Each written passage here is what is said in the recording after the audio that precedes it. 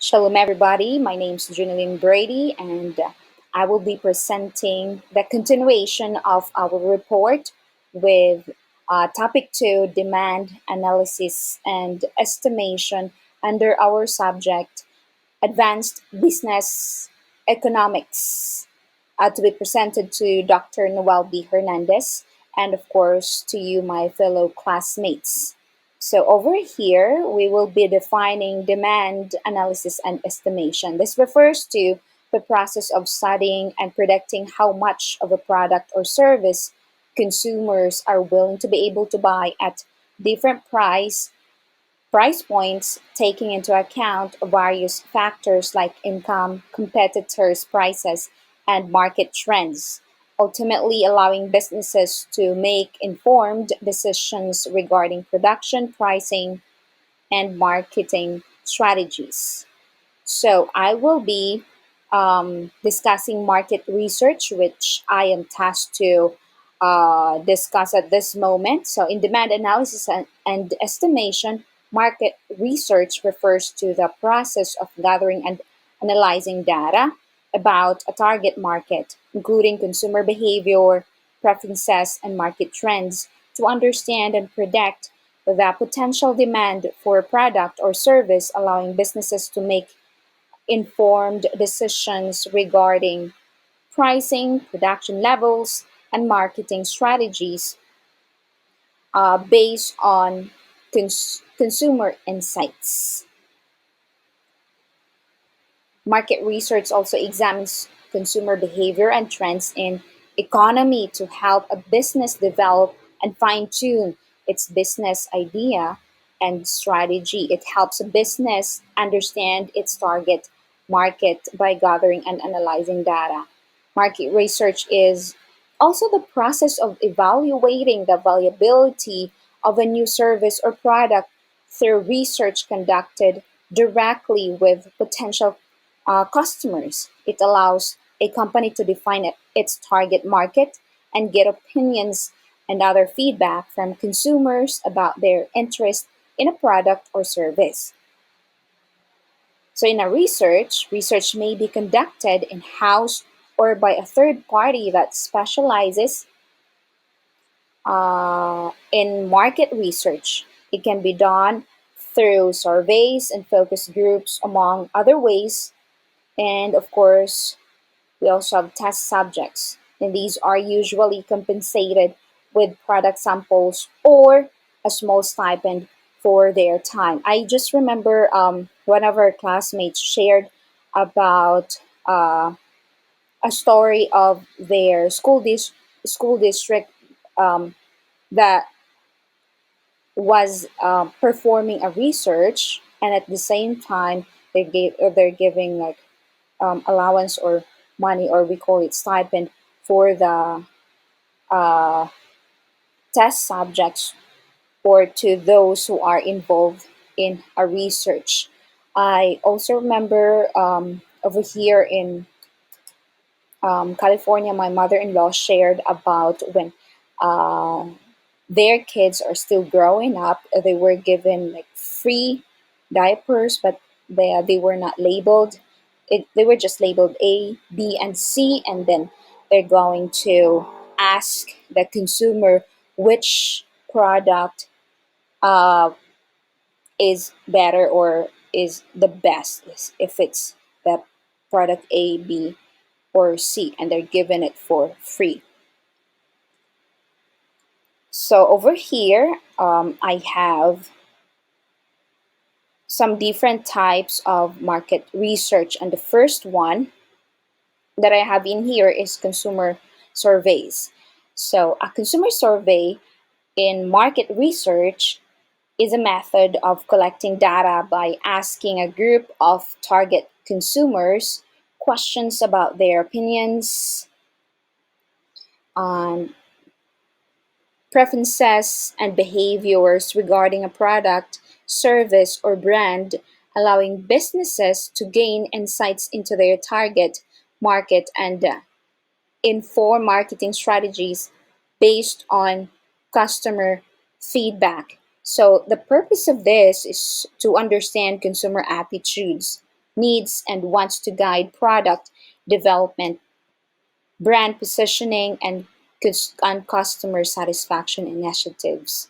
For the data collection method, typically involves a questionnaire distributed through various channels like online, email, phone, or in person interviews.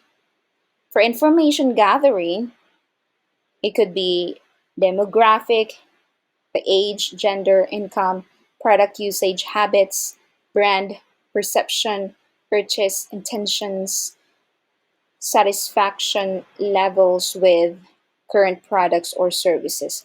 And with the benefits of consumer surveys, the cost is effective, can reach a large sample size relatively quickly and affordably.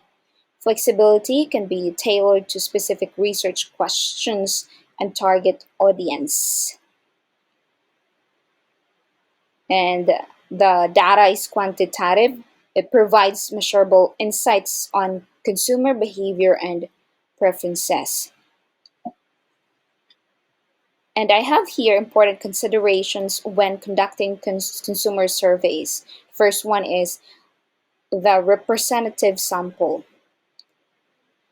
We need to ensure the survey sample accurately reflects the target market, and the question design should craft clear, concise, and unbiased questions to avoid misleading responses. And for the response rate, take steps to maximize participation and avoid low response bias. And let's go to the second market research, which is the consumer clinics and focus groups.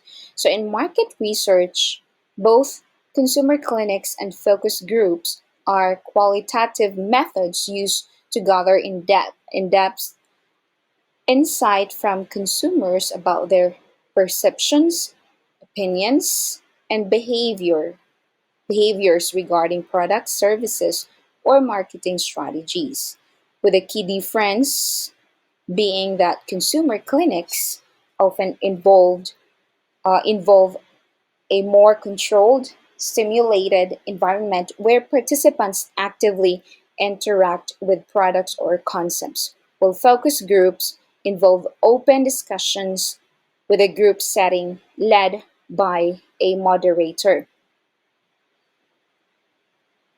So, for the key points about consumer clinics, controlled environment, participants are typically brought to a to a specially designed space that stimulates a real-world shopping experience, allowing researchers to manipulate variables like pricing, packaging, or product displays.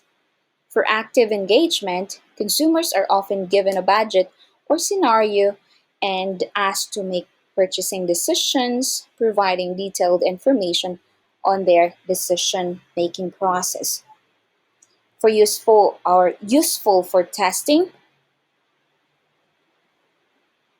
it's ideal for testing new products, concepts, packaging variations, pricing strategies, or retail layouts. Key points about focus group.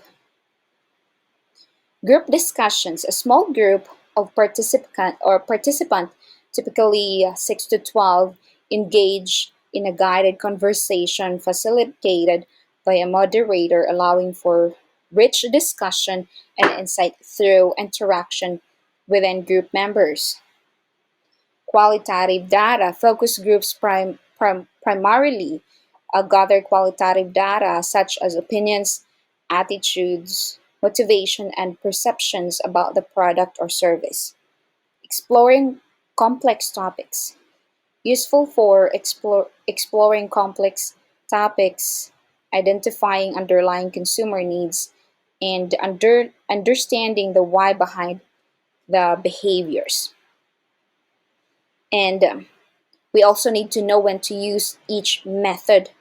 So over here for consumer clinics, when you need to observe detailed customer behavior in a controlled environment, especially when testing specific products, features, or shopping experience. For focus groups, when you want to gain deeper insights into consumer perceptions, motivations, and attitudes through open discussion and group dynamics. For the third market research, we have here market experiments.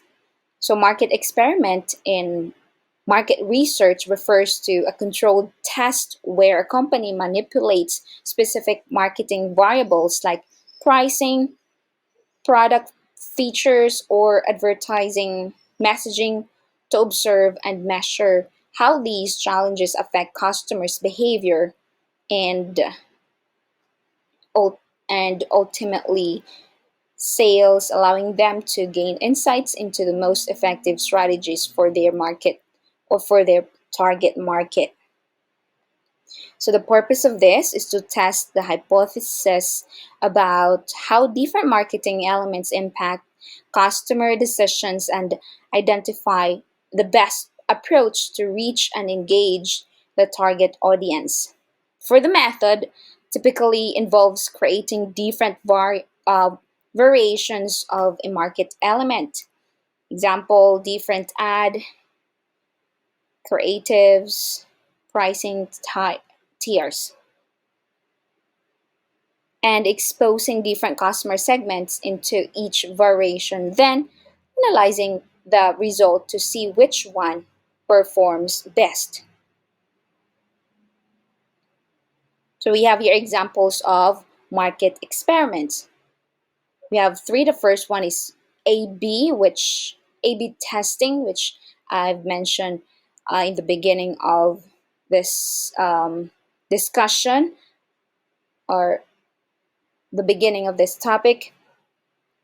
A/B testing, comparing two versions of a website landing page to see which one generates more conversation.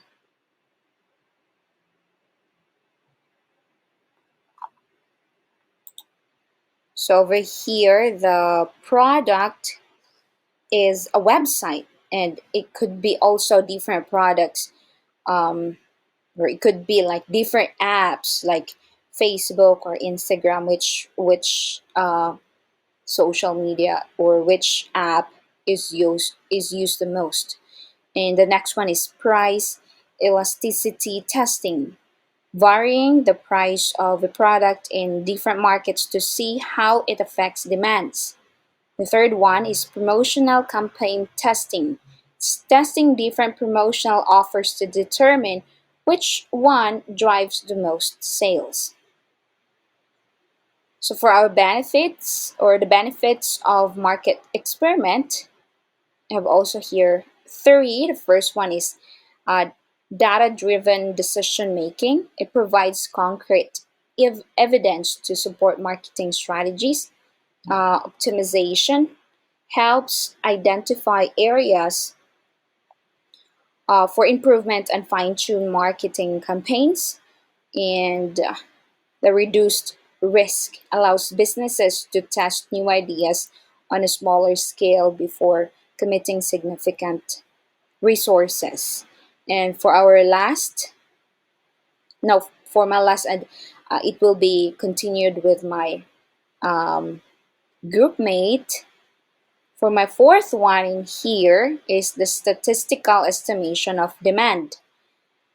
Statistical estimation of demand in market research refers to the process of using statistical methods to predict how much of a product or service consumers will buy at different prices and market conditions, typically by analyzing past sales data and other relevant factors to um, identify patterns and forecast future demands, often using techniques while regression analysis to understand the relationship between variables impacting demand. So its purpose is to understand consumer behavior and predict future sales volumes by analyzing how factors like price, income, competition, and seasonality influence demand. Its method historical sales data, market research surveys, economic indicators, and other relevant data sets. So here, since I have given a model, letter A, the linear regression model. So a linear regression model is a statistical method commonly used in market research to estimate demand by identifying a linear relationship between the quantity demanded of the product. So this is what we call dependent variable, and one or more influencing factors like price, income, or advertising spend the independent variable, allowing for the predictions on how changes in these factors will affect demand levels. Key points about using linear regression for demand estimation. So how it works, the model fits a straight line through historical data points where the slope of the line represents the change in demand of each unit change in the independent variable.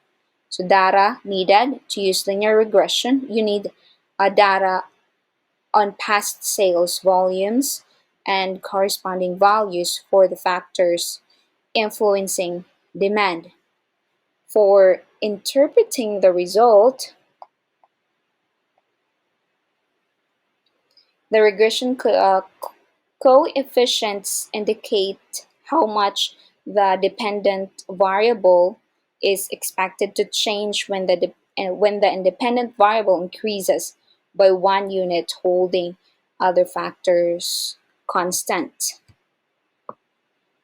So I have here an example.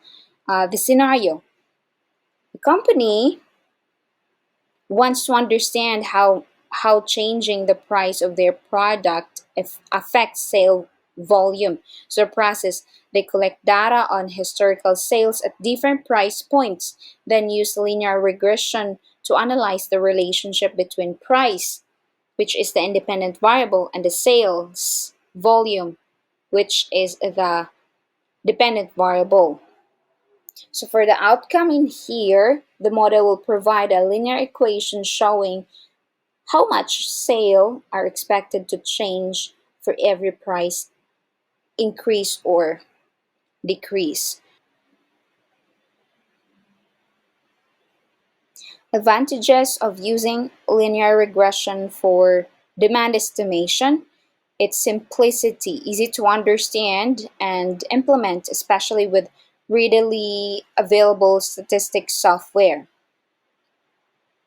The predictive power can be used to forecast future demand based on anticipated changes in key factors.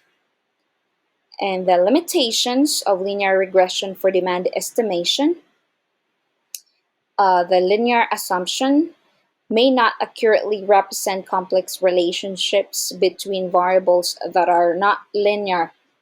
Omitted variables, important factors not included in the model, can lead to inaccurate predictions.